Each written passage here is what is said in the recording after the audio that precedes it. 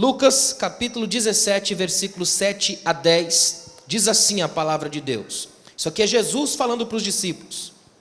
Qual de vocês, que tendo um servo, que esteja arando ou cuidando das ovelhas, lhe dirá, quando ele chegar do campo, venha agora e sente-se para comer? Ao contrário, não dirá, prepare o meu jantar, apronte-se e sirva-me enquanto como e bebo. Depois disso você pode comer e beber? Será que ele agradecerá ao servo por ter feito o que lhe foi ordenado? Assim também vocês, quando tiverem feito tudo o que lhes for ordenado, devem dizer: somos servos inúteis, apenas cumprimos o nosso dever. Amém. Pode sentar.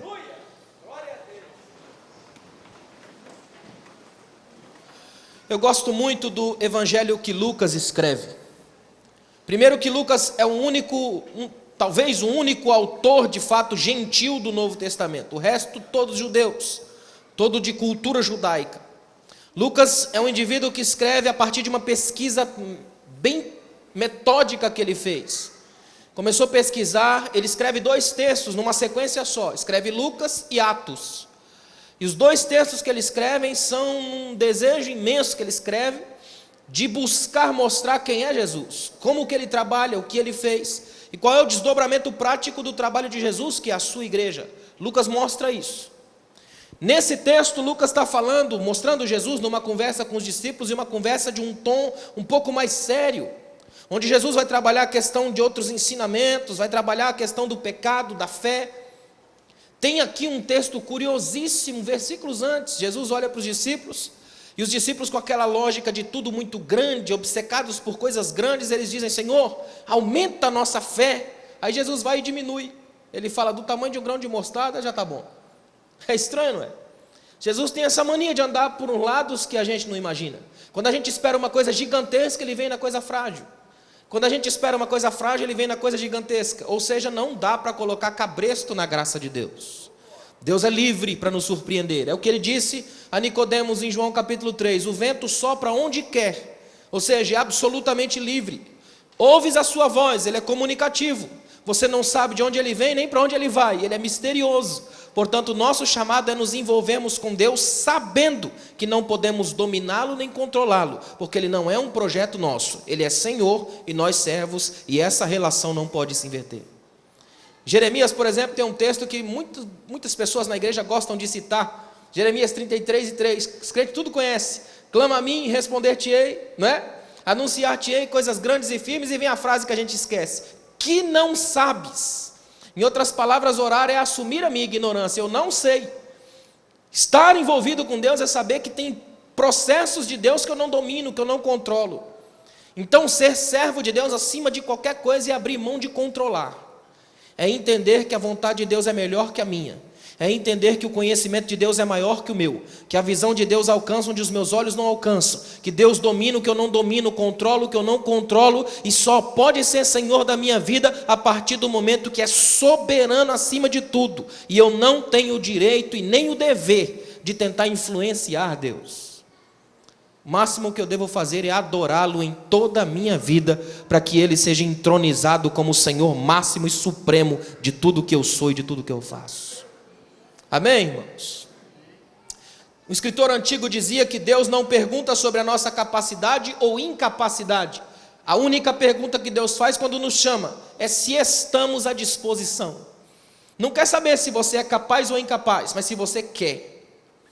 Deus não está perguntando se você consegue fazer ou não consegue fazer, mas se você se coloca à disposição para que Ele faça através de você. Qualquer coisa que fazemos na igreja, não fazemos porque somos bons, melhores do que os outros. Fazemos única e exclusivamente porque a graça de Deus achou em nós ambiente de operação. Daí fazemos alguma coisa. O fato de estar aqui um pouquinho acima dos irmãos é só porque o púlpito é elevado. Porque do ponto de vista da cruz a gente está tudo igual. Nivelado por baixo, precisando de Jesus, dependentes de Deus e carentes da graça. Todo mundo perto de Jesus. Não há na igreja espaço para a grandeza que oprime o outro. Não pode haver na igreja o outro repugnante, aquele de quem eu fico distante. Muito pelo contrário, igreja é quebra dessas barreiras, é romper, é cruzar fronteiras e permitir que a glória de Deus nos coloque todos debaixo da cruz de Cristo e do sangue de Jesus, que nos purifica e nos coloca aqui como povo e igreja. Esse é o mistério de ser igreja. Uma das maiores carências da atualidade é de gente à disposição, de homens e mulheres que estejam compromissados com o reino de Deus. Isso é muito difícil hoje, gente compromissada com o reino de Deus. Eu vou dizer por quê. Nós estamos vivendo hoje numa era que é terrível, que é a pós-modernidade. Alguns filósofos chegam a chamar de hipermodernidade. É gente que não para nunca. Você já viu como é que é o ser humano de hoje? Nem dormir ele consegue. Ele já levanta atordoado, já acorda cansado, é ou não é? Já acorda cansado. E já vai correndo, e vai fazer trabalho, e faz um monte de coisa, trabalha nos 400 empregos e não consegue ter paz. Passa a vida inteira poupando e quando morre não tem um tostão no banco. Fica desesperado quando chega em casa de noite, que nem dorme direito, ele capota, o olho fica a 1000 por hora, é ou não é? Desesperado, correndo a tudo e a todo, uma obsessão monstruosa por uma vida que ainda não aprendeu a viver. São os homens de hoje, vivem a todo custo, correndo para cima e para baixo. Jesus olha para os discípulos e fala assim: dá uma olhada nos pássaros, eles não fiam, não tecem, não fazem nada, e o Pai cuida deles. Se o Pai cuida deles, também vai cuidar de vocês. Lutero escreveu uma frase que eu acho tremenda. Ele dizia: se você quiser ouvir o maior pregador de todos os tempos, vá no meu quintal domingo à tarde, tem um pássaro que canta lá todo domingo à tarde. As mensagens dele são tremendas, porque vêm direto para Deus e voltam direto para Deus. Ele não tem nenhuma preocupação com as coisas, nem com o aplauso da multidão. Canta para Deus, vive para Deus, e a história dele é de Deus. Eu não estou advogando aqui a irresponsabilidade, que você não deva trabalhar, muito pelo contrário. O que você não pode fazer é ser escravo de um serviço que nunca gera nada de valor para o reino. A igreja é o contrário, aqui é um ambiente onde a gente trabalha com conteúdo, com significado, com qualidade. Qualquer coisa que se faça na igreja é preciso ser feito em qualidade, para ter tempo de qualidade. Em outras palavras, os homens e mulheres de Deus da igreja precisam se transformar em exemplo para o mundo. Gastar tempo de qualidade com os filhos, com a esposa, com o esposo. Gastar tempo de qualidade nas conversas, no ambiente do lar. Cada almoço de um cristão prega por si só, porque nesse mundo onde ninguém tem tempo para estar junto, o crente ainda senta à mesa, ora antes de comer e agradece a Deus pela comunhão. Por si só já é culto. Interessante que a gente vive numa era hoje que é chamada era das aproximações. Todo mundo o tempo todo plugado, linkado, conectado. Só que é interessante que você abre a página, tem 5.000 amigos, mas não vê ninguém, né? Porque na hora que a coisa aperta, some todo mundo. A coisa mais linda de Jesus é que Ele está conosco quando não tem ninguém. Ele permanece conosco quando falta todo mundo. Quando cai tudo, Ele permanece conosco, porque Ele é Senhor daquilo que nós somos, não daquilo que projetamos para Ele. É muito importante entender isso. Nós estamos vivendo hoje na era das facilidades, onde o que impera é a busca alucinada por holofotes, por aplausos, como se nós fôssemos astros e não servos. E nós somos servos e não astros. Um escritor chamado J.H. Jowett disse que o ministério que nada custa, também nada consegue realizar. Na igreja é o contrário, tudo que a gente faz aqui tem um preço, é complicado, é difícil. Estar envolvido em Deus vai cobrar de você um preço. Eu não posso enganá-los e dizer que aqui vai ser uma religião da facilidade, que você vai ficar sentadinho aí, Deus fazendo tudo por você. É o contrário. Aqui você é chamado para participar ativamente do reino. Você toma o reino do céu à força, trabalha, transpira, você faz parceria com Jesus. Sabe qual é a coisa mais linda da Bíblia sobre Jesus? Ele não é um Deus que fica distante, observando cultos distantes e escutando vozes lá de longe. Ele é um Deus que desce e anda com os discípulos, vai para a casa dos discípulos, dorme no barco com os discípulos, para debaixo de uma árvore para mandar um homem descer para morar na casa dele, dormir na casa dele. É um Jesus que gosta de proximidade, de estar conosco. Aí a Bíblia diz em Hebreus 13 que Jesus Cristo é o mesmo, ontem, hoje e eternamente. Portanto, ele ainda gosta das mesmas coisas. Gosta de ir para casa a pé com você, sentar no seu sofá, abrir sua geladeira, conversar com você na intimidade de um Deus que não fica no templo, porque não é escravo da religião. Ele vaza e atinge a sua vida e anda com você nos dias que você está trabalhando, comendo, na escola, na faculdade, no comum. Deus que opera no cotidiano. Essa para mim talvez seja a coisa mais linda da Bíblia, um Deus que opera no cotidiano, um Deus que não espera que algo extraordinário aconteça. Jesus não é o Deus só do dia do churrasco, do dia da festa, Ele é o Deus do dia do luto, do diagnóstico complicado do médico, da filha adolescente que aparece grávida, Ele é o Deus dos ambientes e dos momentos tensos, é o Deus de quando tudo está azul, mas de quando tudo está cinza. Ele é um Deus de tudo, alfa e ômega, abre e fecha, princípio e fim, dentro dele tudo, fora dele nada. Esse é o Jesus em que a gente serve e vê na Bíblia.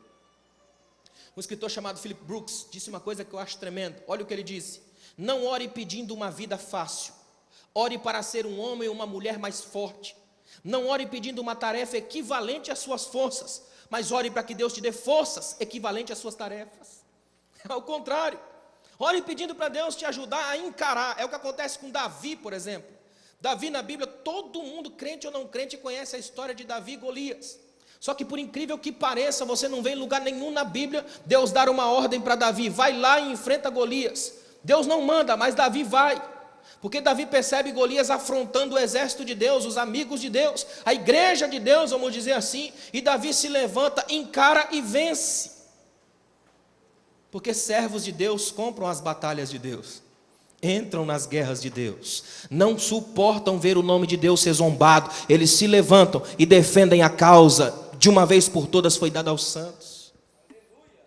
Nós somos chamados para fazer isso. Diante dos problemas da vida, da crise, a gente se levanta e bate de frente, porque nós temos um Deus que não vai ficar fazendo milagre a granel, mas vai andar com a gente na vida e nos enfrentando como milagres da graça, e a gente anda pela fé e vence.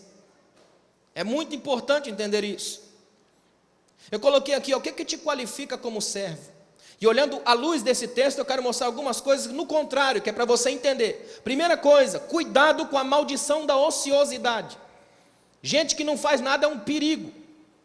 Cuidado com a maldição da ociosidade. Nós estamos carecendo do resgate da condição de servo. Não é um servo sentado em casa, como muita gente acha que está na igreja, é fazer uma espécie de turismo celestial. Ele vem para cá, mas é assim, descansa de manhã, repousa de tarde, dorme de noite. E ainda canta: o Senhor vai fazer tudo por mim. Não vai. Porque a condição aqui é o contrário. Quem é o servo sou eu. Quem é o Senhor é Ele. Quem tem que fazer alguma coisa sou eu. Ele só me ajuda no impossível, porque o possível é meu e eu faço. E Deus me ajuda nele. Deus chega para Josué, por exemplo, é tão tremendo. Deus avisa para Josué: Josué, anda como Moisés, o meu servo, viva como Moisés, o meu servo, porque você vai fazer Israel entrar na terra prometida. Olha que tremendo, tu farás esse povo entrar na terra. Nós estamos vivendo num tempo onde dá muita ênfase ao Deus que dá, mas pouca ênfase ao Deus que ajuda a ser. O Deus de Josué não é o Deus que dá, é o que ajuda a ser, é o que ajuda a vencer, é o que está do lado, que caminha junto, que não cerca a gente de ilusionismo gospel.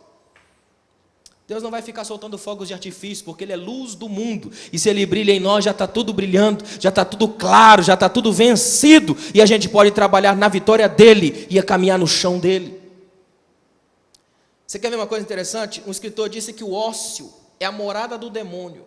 Ócio é o outro nome da preguiça. Harvey Cox escreveu que a preguiça foi responsável pelo pecado de Adão, porque lá no Éden, Adão deixou a serpente escolher por ele. Até hoje a gente faz isso. Deixa que outros escolham por nós, raízes de um mesmo pecado, destruindo o jardim de Deus.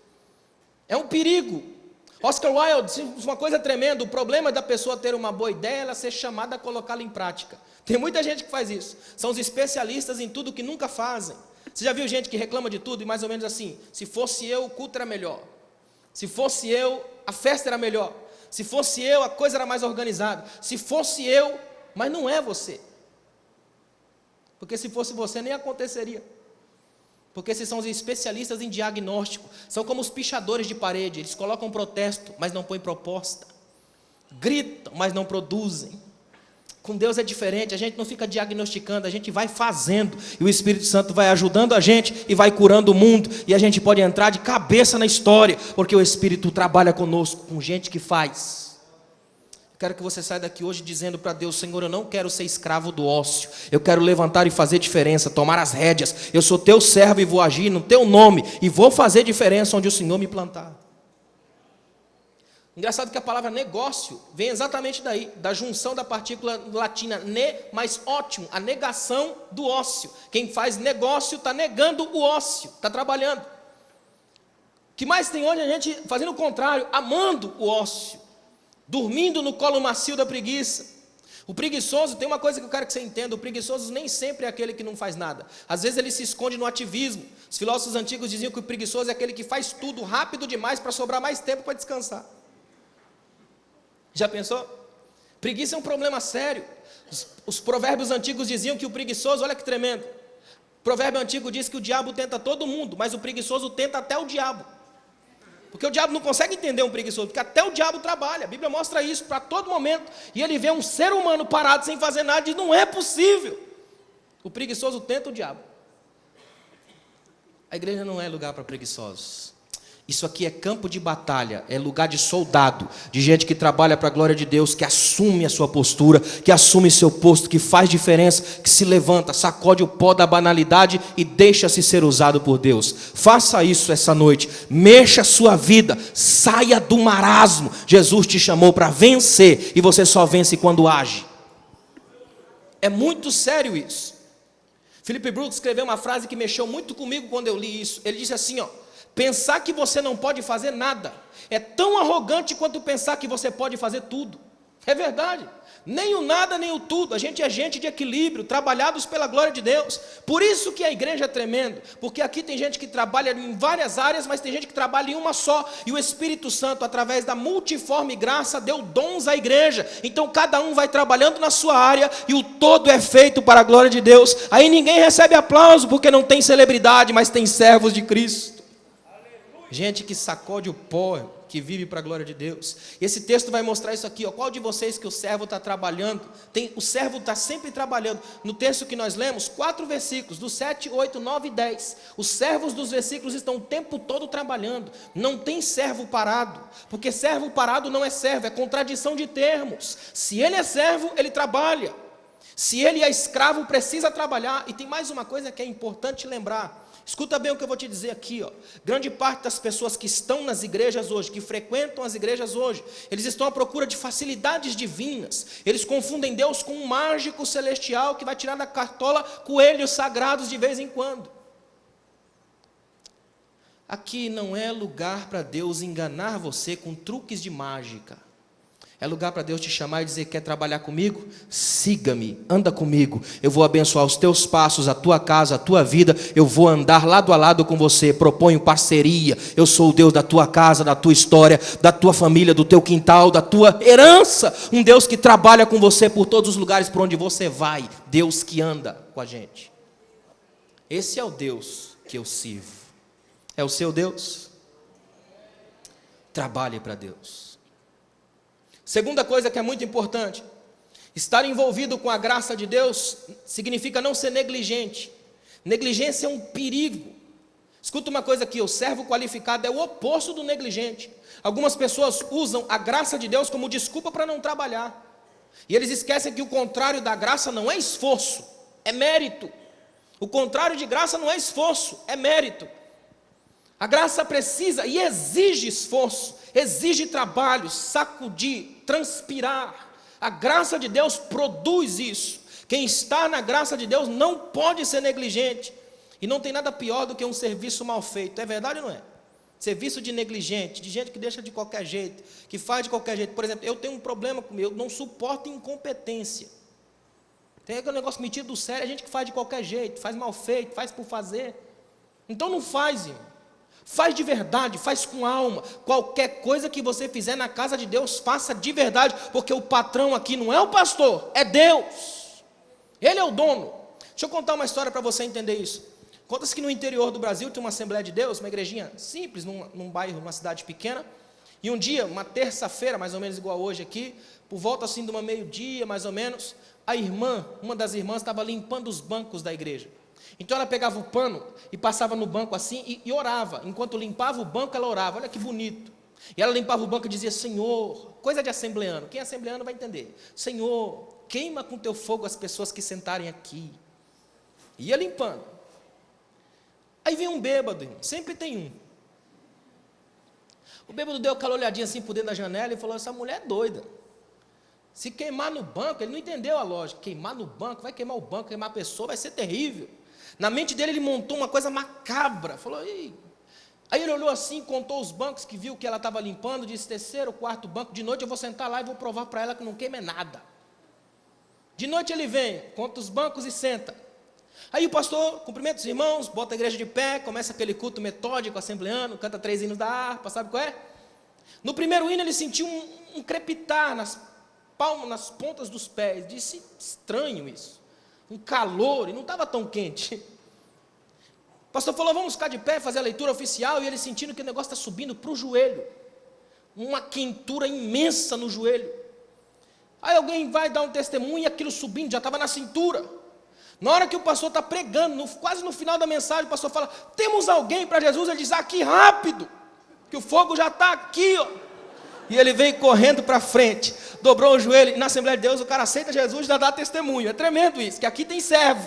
Ele já pegou o microfone e disse: eu cheguei aqui para testar para todo mundo que não tem fogo, mas tem, me queimou e hoje eu estou aqui e eu quero ficar para sempre, porque esse fogo não mata. Sara.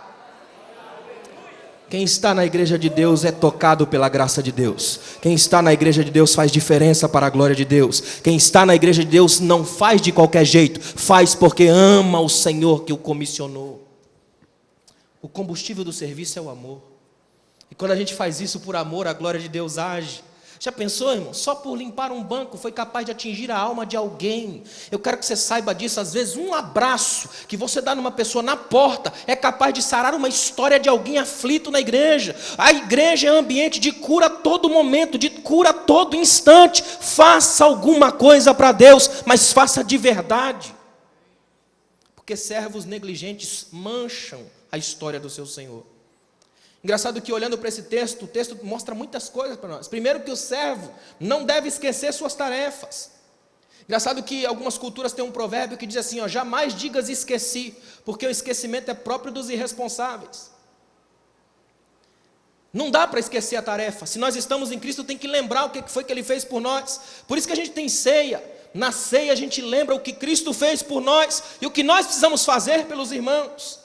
Negligência mata, porque entra nessas áreas do esquecimento e produz um cristão da letargia, fica parado na igreja, criando limo no banco, gente de pedra. E Jesus não chamou uma igreja de pedra, mas de Pedros, homens e mulheres que andam e fazem diferença para a glória de Deus. A igreja é feita de gente de carne e osso, e não da mesma matéria que o banco.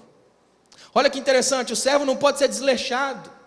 O texto diz assim que o servo tem que chegar, aprontar-se, arrumar a comida do seu Senhor para depois comer. Ele precisa ser alguém que se apronta, que serve com qualidade. Depois você chega na sua casa, você lê o primeiro livro de Reis, capítulo 10, versículos 4 e 8, 1 Reis 10, 4 a 8. A rainha de Sabá, quando vai visitar Salomão, uma das coisas que mexe com ela, que faz ela elogiar Salomão, é o jeito que a corte dele se comportava. Os servos de Salomão, só pelo jeito de se comportarem, já se transformaram num testemunho da grandeza do seu rei. Isso acontece até hoje, irmãos. Às vezes, pelo simples jeito do crente se portar na empresa, todo mundo sabe que ele é fiel. O simples jeito dele se portar na escola, todo mundo sabe que ele é cristão, porque o testemunho dele é maior pelo que ele é, não pelo que ele faz. Ele não precisa sair gritando que é crente, ele só vive, e a glória de Deus já é capaz de iluminar todo mundo, porque é um servo que dá testemunho da grandeza e da excelência do seu Senhor. Outra coisa, o servo não deve ser desatento, ele deve esperar enquanto o seu Senhor come e bebe, o texto diz isso. Servos desatentos sentam-se em qualquer lugar, inclusive nos lugares onde não foram chamados. Um escritor chamado C.S. Lewis diz uma coisa que eu acho tremendo. Ele diz assim, ó: certamente você vai realizar todo o trabalho que Deus te der. E ele coloca assim, ó: mas faz diferença se você serve a Deus como Judas ou como João. É ou não é? Quem serve como Judas serve para trair, mas quem serve como João serve para amar. E de que lado dessa história você está? Do lado do Judas ou do lado do João? Sirva Jesus como João, gente que serve por amor, serve para amar e gera amor. Não sirva como Judas, gente que serve para trair, para destruir a confiança do mestre. Sirva com excelência, pois a Bíblia diz em 1 Coríntios 15, 58, que nosso trabalho não é vão no Senhor. Eu vou dizer uma coisa para você aqui hoje: quando você serve a Deus de coração, Deus sabe do seu trabalho, Deus conhece o seu trabalho, e na hora de Deus Ele honra o trabalho do teu coração, porque Deus é fiel e não joga ninguém fora. Amém? Até aqui. Terceiro, cuidado com a armadilha da ambição desmedida. A ambição desmedida é um perigo terrível que atinge muita gente. Engraçado que no versículo 9 aqui, Jesus pergunta aos discípulos, olha a pergunta que ele faz: será que vocês agradecerão ao servo por ter feito a sua obrigação? Jesus está dizendo assim, será que você ainda tem que, o servo está lá, você paga o salário dele, ele trabalha por você pela obrigação que ele tem com você, e depois que ele termina de trabalhar, você ainda vai agradecer ao servo por ele ter feito a obrigação dele? Olha que interessante, sabe qual é a lógica disso aqui? Tem gente hoje que trabalha só por glórias, virou uma obsessão trabalhar por fama, por sucesso, e quando isso acontece, produz uma metamorfose, transforma anjos em demônios. Quer ver uma coisa? Quando Jacó, a Bíblia vai dizer que Jacó está na casa dele com a sua mãe e seu pai, e seu irmão Esaú está procurando caça. Quando seu irmão volta, morrendo de fome, aquela coisa toda, o que Jacó faz? Jacó pega um guisado maravilhoso, o irmão está morrendo de fome, literalmente. O irmão chega para ele e diz assim, me dá um pouco desse guisado, senão eu vou morrer. Qual é a pessoa que vendo alguém da família, prestes a morrer, não vai dar um prato de comida? Jacó vende, ele não dá, ele vende. Até te dou isso aqui, desde que você me dê o que eu quero a primogenitura, vamos trocar? Sabe por quê, irmãos? Porque ambições não respeitam limites. Gente ambiciosa atropela todo mundo, passa por cima de todo mundo.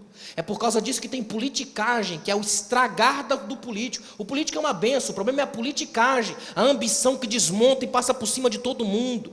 É o orgulho, o ego monstruoso de gente que para vencer sobe na cabeça dos outros.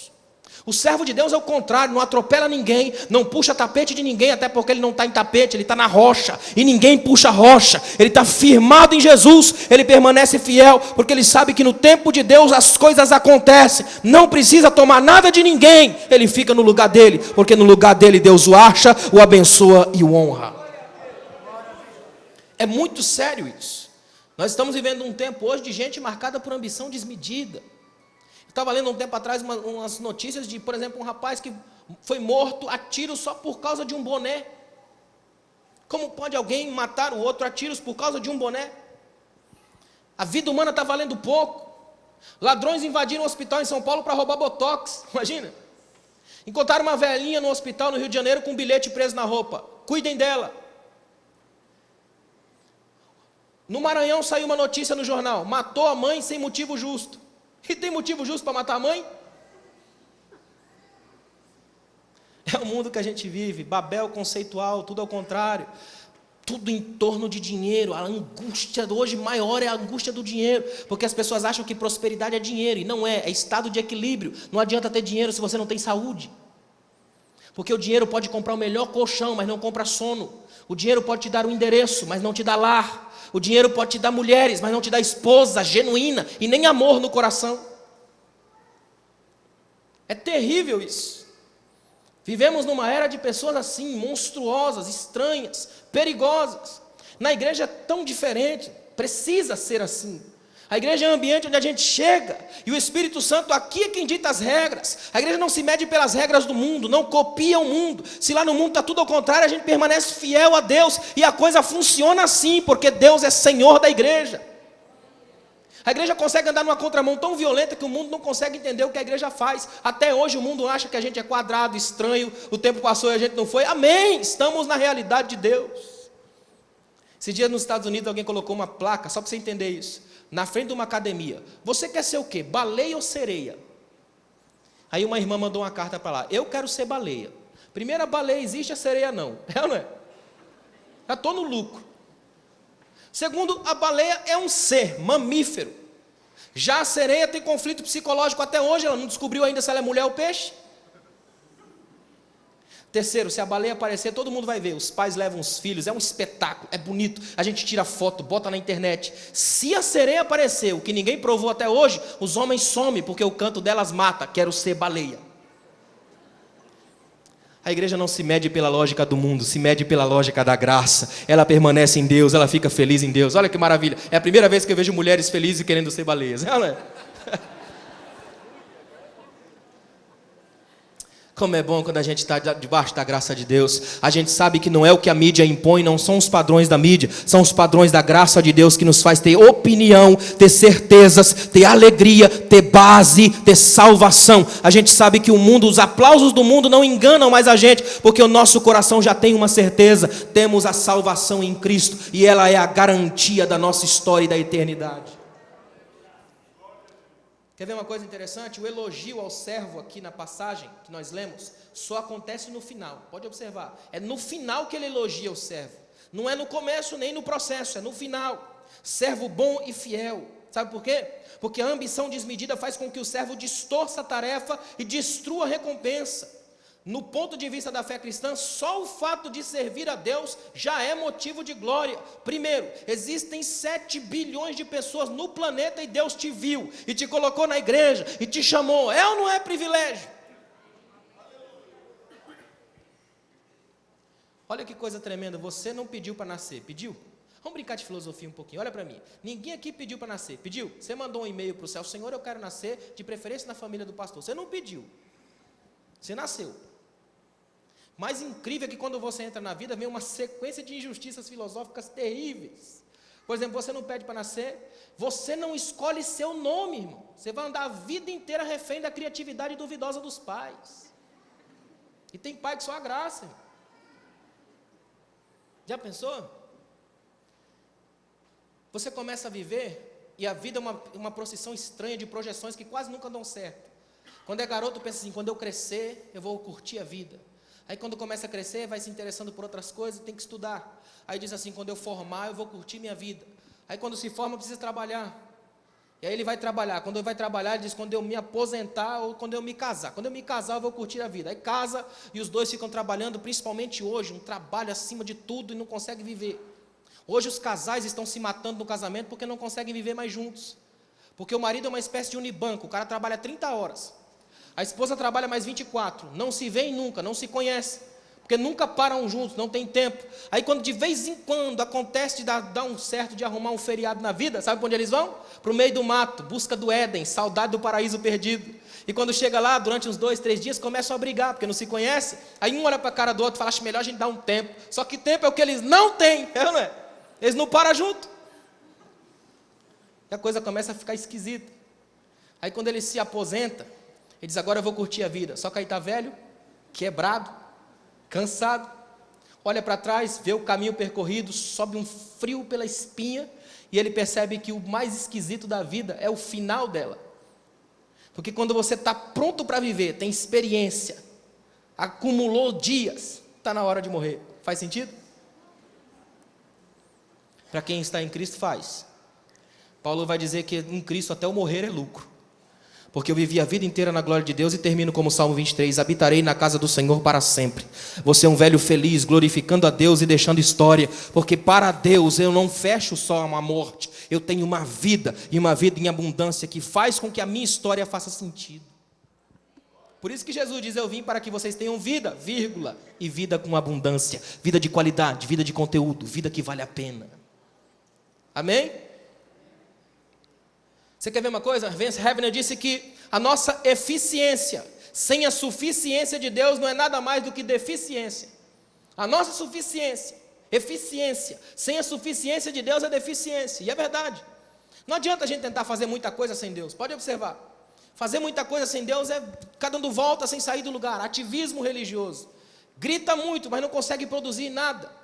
A gente vive num mundo hoje que faz isso, tenta gritar a todo momento, faz um monte de coisa, mas não consegue existir, porque é uma vida maçante, insonsa, cansativa, tentando a todo momento dar um jeito de sentir-se vivo. Tem gente que faz isso a todo momento, tentando sentir-se vivo. Aí quando você chega na igreja, você encontra uns milagres da graça aqui dentro da igreja, que é tremendo. Toda igreja tem eles, são os milagres da graça. Você quer ver? Você chega na igreja, por exemplo, e encontra um irmão desempregado, com um monte de conta para pagar, e o irmão está extremamente mais feliz do que você. Já notou isso? Você quer ver os irmãos que fazem visitas em hospitais na igreja? Pode perguntar para qualquer um deles. Eles vão visitar o doente no leito, e o doente está tão tremendo que ele é que sai abençoado da visita. Em vez dele abençoar o irmão que está lá, ele é que sai abençoado. Dá vontade de trocar de lugar. Dá licença aí que eu vou deitar aí. Sabe por quê? Porque aqui na igreja a gente aprende uma das lições mais incríveis da vida e da Bíblia. Deus trabalha com quem gosta de viver com Ele. Vida com Ele. É isso que faz diferença. Chamar Deus para a sua vida e dizer: Deus, eu quero viver com o Senhor. A minha vida tem que ser tua, porque se a minha vida for a tua vida, vai acontecer uma fusão. Eu não sei mais onde termino eu, começa o Senhor, e onde começa o Senhor e termino eu, porque o Senhor vem e a tua realidade me cobre, e a partir daí ninguém mais me enxerga, mas enxerga Cristo em mim, aquele espetáculo da glória, e o mundo sabe que a minha vida mudou, a minha história é outra.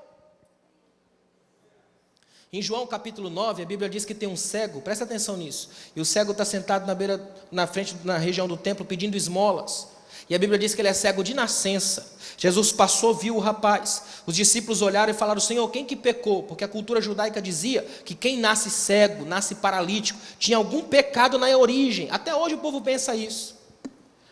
Jesus diz: nem ele nem os pais pecaram, ele nasceu assim para que se manifestasse nele a glória de Deus. Ou seja, enquanto vocês olham com o olhar do problema, eu olho com o olhar da graça, ele é especial.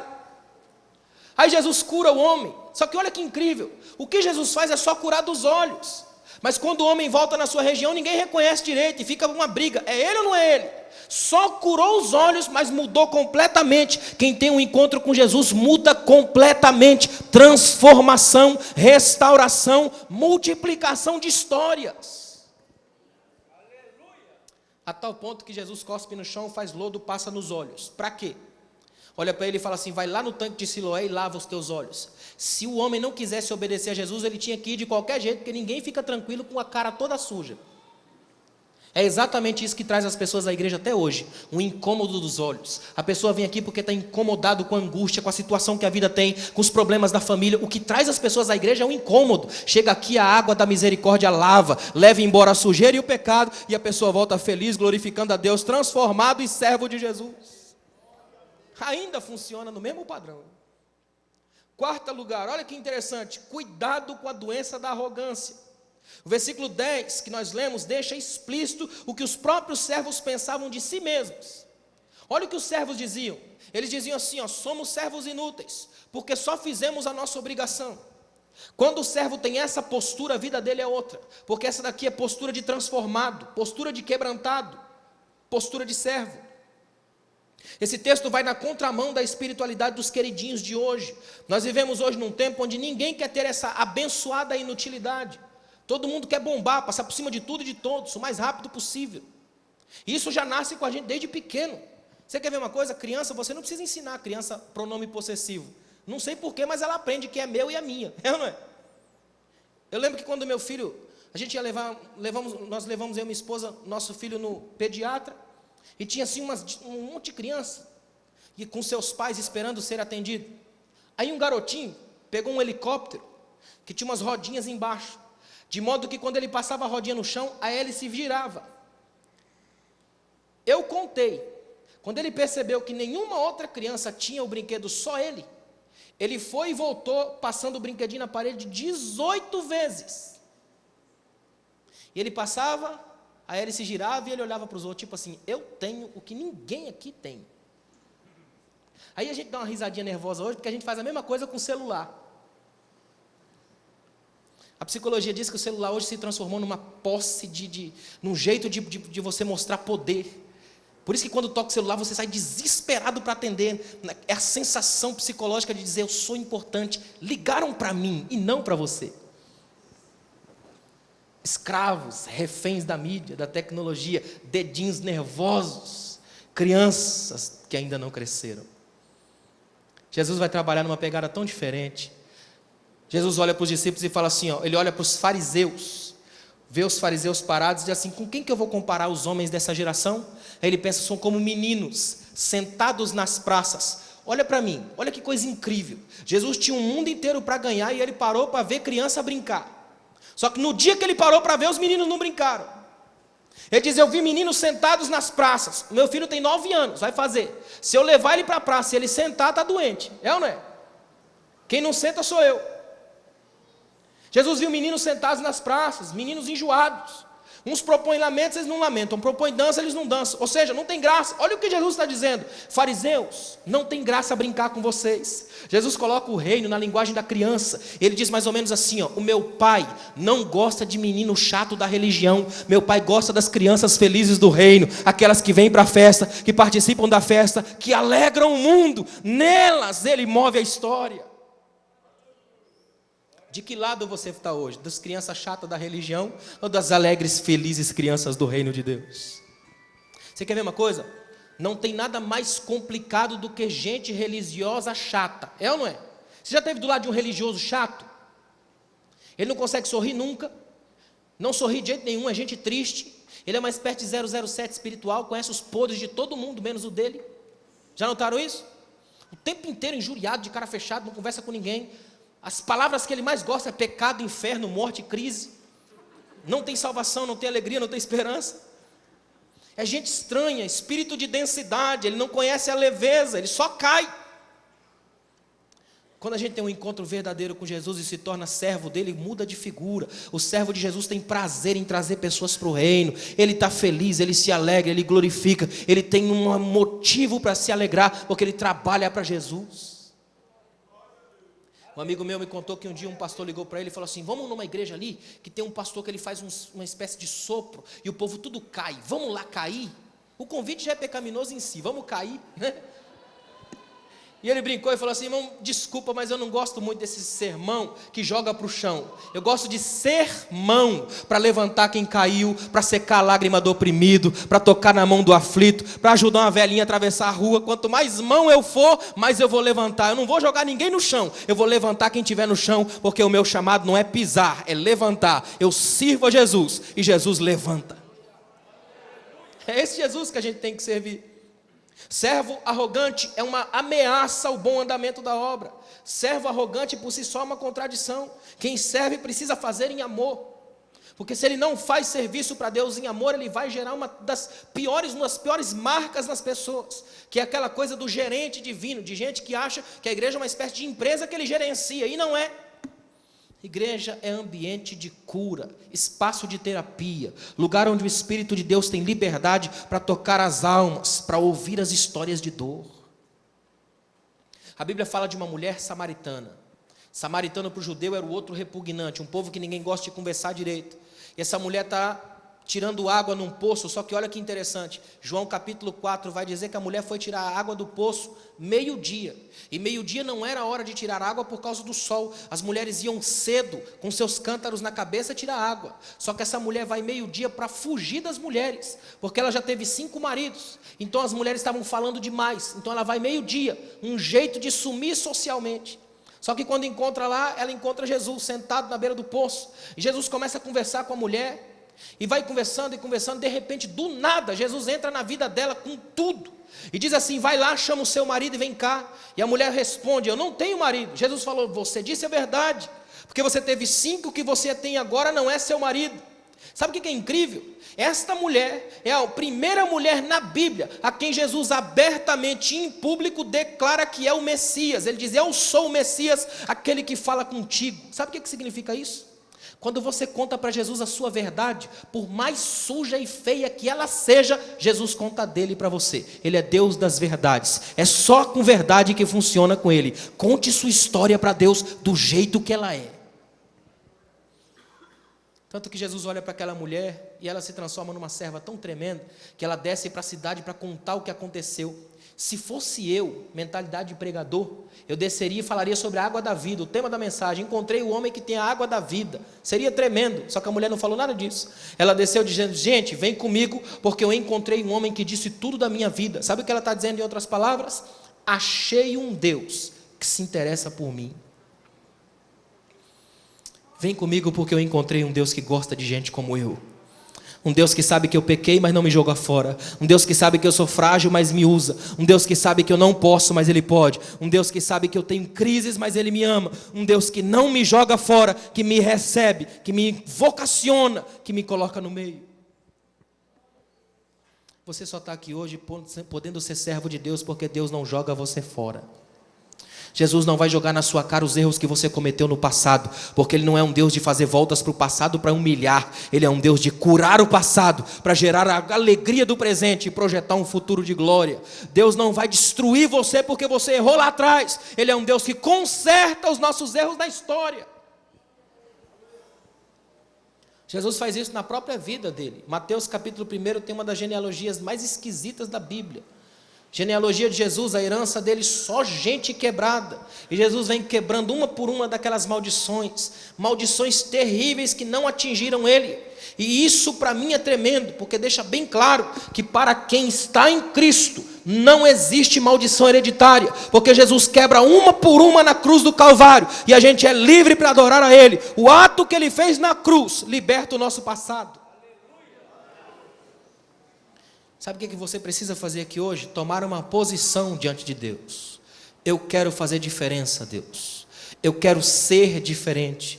E eu quero que o Teu Espírito haja em mim. Porque se eu não tiver o Teu Espírito, eu não faço. Sem o Espírito de Deus, você não faz nada. Não consegue, não chega longe. Quanta gente tenta fazer alguma coisa sem Deus? E sem Deus você não consegue mesmo. Nós estamos vivendo num tempo hoje onde as pessoas tentam a todo momento inventar um jeito de fugir de Deus. Tangentes, não dá. É igual Pilatos.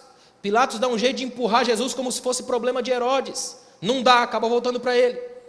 Ele tenta soltar Jesus com um ato de clemência, mas não de justiça. Também não funciona. Ele tem que se envolver com Jesus. Até o ponto de ele pegar uma água, uma bacia e lavar as mãos na intenção de lavar o coração, mas não funciona. Porque Jesus nunca é um problema dos outros. Ele tem a ver com você, ele tem a ver com olhar nos teus olhos. Não caia no mesmo erro que Pilatos cometeu. Achar que Jesus é só uma coisa dos outros e não tem nada a ver com você. Ele tem tudo a ver comigo e com você, porque Ele é nosso Senhor, o dono da nossa vida, o Pai da nossa história. É preciso se envolver em Jesus. Com a permissão do pastor, por favor, fique de pé.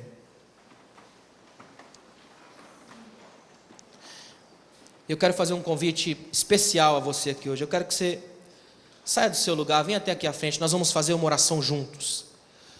Vamos fazer uma oração juntos aqui hoje. Você sentiu que o Espírito Santo falou com você, mexeu no seu coração através dessa palavra? Tem coragem de vir até aqui à frente? Eu quero orar com você. Por favor, saia do seu lugar. Jesus falou com muita gente aqui hoje. Vem aqui hoje, Jesus quer mexer na tua vida, trabalhar na sua história. Ele é o dono da sua vida, é o dono das suas causas e da sua casa. Jesus é o Senhor da sua vida. Pode vir. O Espírito Santo quer mexer no teu coração hoje de uma forma diferente. Deixa Jesus vir com você, vem junto com Jesus. Servos andam junto com seu Senhor. Precisam de salvação, de cura, de abraço. Jesus é Deus. E mesmo na qualidade de Deus, Ele desceu e andou aqui entre nós, conversou conosco. É um Pai de amor. Eu quero que você saiba que Jesus é Pai de amor. Ele não é um monstro celestial distante que fica cobrando de você coisas o tempo inteiro. Jesus é Pai de amor. Pai de amor. Há um tempo atrás, uma tia minha foi nos visitar lá em Goiânia e ela dobrou o joelho assim de noite para orar antes de dormir, como muita gente faz isso. Só que aí no que ela dobrou o joelho, cansada, ela acabou dormindo ali de joelho mesmo. Aí no outro dia de manhã, ela chegou na sala, eu estava sentado assim, pastor, no sofá, e ela veio assim com aquela cara de oprimida, sabe, gente que fez algum erro.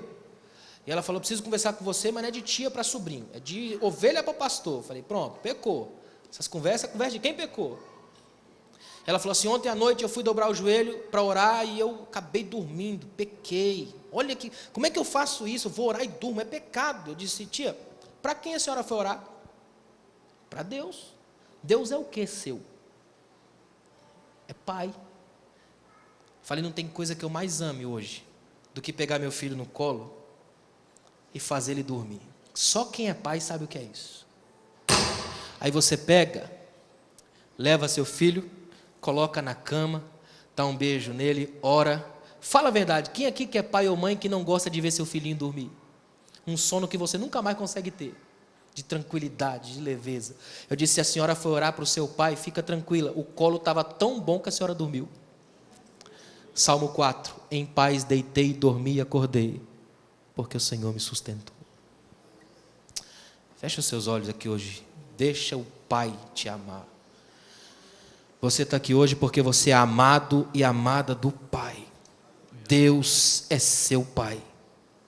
Ele te ama pelo que você é, não pelo que você faz. Ele te ama pelo que você é, não pelo que as pessoas dizem que você é. Não interessa para Deus o que as pessoas falam de você. Interessa para Deus o que Ele sabe que você é. Porque quem te fez foi Ele e não as pessoas que falam. Se você pode, feche seus olhos. Ó Espírito Santo, Deus soberano. Eu te agradeço hoje por cada pessoa que está aqui, Senhor. Cada pessoa que está aqui hoje, Jesus. Cada homem, cada mulher, Pai. Porque a Tua bênção, a Tua palavra, a Tua glória atinge o cerne de cada alma, a intimidade de cada ser, Pai. O meu limite é só o canal auditivo, eu chego até o ouvido deles. Mas a Tua palavra desce até o coração. E ela faz germinar os frutos da justiça e da vida eterna. É o Teu Espírito quem convence o homem do pecado, da justiça e do juízo. É o Teu Espírito quem nos leva a servir-te, Pai, em qualidade, em excelência. Ah, Espírito Santo, olha para a casa desta mulher, deste homem que está aqui hoje, Deus. Muda a história lá, Senhor. Faz com que esses homens e essas mulheres aqui à frente sejam os Teus servos. Servos de qualidade, servos de verdade, que te servem porque são, Pai, movidos pelo amor, porque são Teus filhos e Tuas filhas, porque vivem para a Tua glória, porque não se embaraçam com os negócios dessa vida, mas Te honram e Te amam a cada passo. Ah, Senhor, como é bom saber que o Senhor é o nosso Deus. E que nós, ainda que pequenos e frágeis, podemos nos aproximar dos Teus braços, podemos nos aproximar do Teu trono, podemos chegar perto de Ti, Jesus. Tu és o nosso Senhor, nosso Salvador. Tu és o Rei que está assentado acima de qualquer trono e de qualquer soberania, Pai.